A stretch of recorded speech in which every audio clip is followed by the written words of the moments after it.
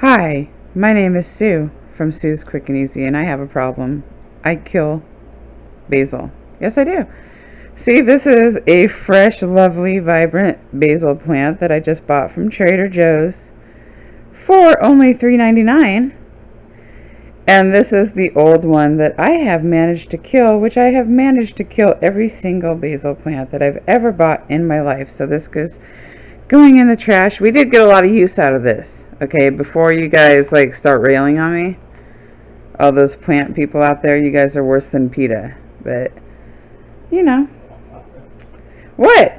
So I did kill it. But I have to say, this is my reckoning. I feel that if I buy this big plant for $3.99 at Trader Joe's, and you cannot go to or any other regular grocery store and buy fresh herbs like this for that price and this abundant, and I will get a lot of use out of this before I kill it. And I do like to have some fresh, gosh, I'm a serial plant killer, oh my gosh. But anyways, yeah, fresh basil is good, but I do manage to kill it every single time I buy it. Just had to leave that little intro there for you guys. Alright, does anybody else have this problem, or is it just me? Do I need to go to meetings or what? Alright, well, join me in a minute when I make something that I'm going to kill this recipe. It's called, what is it called? I'll get back to you. Just join me. Stay tuned. Okay, I am featuring my basil in this episode before it dies because it's so beautiful. I have to showcase that thing.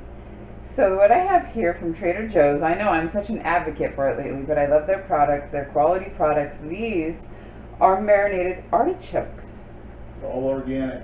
It's all organic. It's just wonderful, wonderful stuff. And for some reason, I felt like I had to save the juice. I mean, I could make like a salad dressing or something out of it. Why be wasteful, right?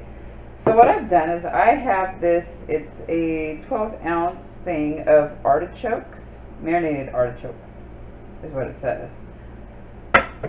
And I am going to do a really great recipe for you guys today. In my skillet, I am going to heat my skillet up to 400 degrees. Now, I am going to use vegetable oil.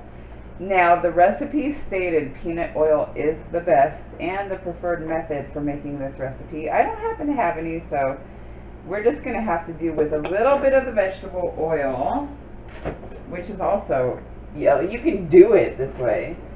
It's just not the best, tastiest, they claim. But I'm also going to add a little bit of this garlic oil as well, because that'll flavor that bitch up real good. Oops, I'm sorry. That'll flavor that thing up real good. Hey, remember that one show we were watching? I'm going to drive this thing. I'm going to drive this thing. That car, you know. It's called Bait Car. It's a show that we watch. It's just hilarious. But anyways, while my oil is getting up to temperature, I'm going to talk about this recipe a little bit. You're going to want to get some long toothpicks or some skewers. And this is a great method. You take an old pill bottle and you put your toothpicks or your skewers in there. It's a perfect holding destination for your toothpicks and skewers and various different pokey things. And this is just a very simple recipe. I love, don't you just love, oh, now this doesn't call for it, but I might even just get real crazy and use some of this basil before it dies in this recipe. What I was going to say is either 3 or 2 ingredient recipes are the shit. I've been reading this book recently. It's a cookbook called 3 Recipe Ingredients. And oh my gosh, how clever and genius is that? It's like every single recipe you want to bookmark because 3 ingredients. Hey, I can do that. Anybody can do that. You guys can do that. Anybody can do that. Okay, so this is oiled. This is heated. We're going to get started here. Now what I have is I always cut my bacon in half while it's still in the package. I'm a weirdo, if you haven't noticed already. All right, baby? Yeah, baby. So anyways, I cut this in half, and this is a half of rack of bacon, and I'm going to be using this half rack of bacon. Ooh, before I got my fingers oily with bacon grease, I should have opened this. I didn't have the forethought to do that, but I should have. So I'm going to take out some of these long toothpicks or skewers or whatever you want to call them. I'm going to set them aside. And what you want to do is you want to take out, some people call it an artichoke heart, some people just call it artichoke, whatever you want to do. Whatever you want to call it, it's going to be tasty. Now you're going to want to take a little piece of your bacon and you just want to, I guess this is thick cut. That's fine, because bacon's good and yummy no matter what kind of cut it is. So you just want to wrap this and make it kind of like, you know, pigs in a blanket. Just kind of think of it like that. And you've got the oil, but this bacon will also be a tasty oil once it gets to cooking, right? Because a lot of grease will come out of that baby. So what we want to do is we just want to get this frying up, and I'm just going to continue doing this with the rest of my artichoke hearts and the rest of my bacon. And I'm going to just kind of like, when I cook it, I'm going to cook it on all sides like that. And then I will come back once these are all, I'm going to cook it like, let's say, on a high heat until the bacon is crisp. So probably about 5 minutes each of these skewers, or maybe 5 to 7 minutes. Oh, I'm getting poked. I mean splattered.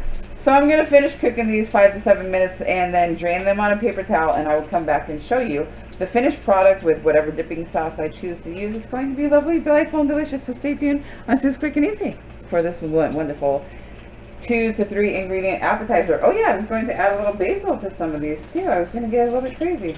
So on this one, what I'm going to do is I'm going to take an artichoke and I'm going to wrap it with a little bit of basil. Then I'm going to wrap it with a little bit of bacon, because you are the boss and it's your kitchen, so you can do whatever you want. And I'm not even going to put a toothpick on this one. Oh no. I'm just going to trust it to stay together for me. So I'm just going to play around, experiment, come back. I'll show you the finished product when it's done. Talk to you soon. Right, guys, I have been experimenting. We have cooked up a mess load of these. There's only 2 left for a taste test because they are so friggin' good. And I have to tell you, the experiments that I have done, I've done some with the basil.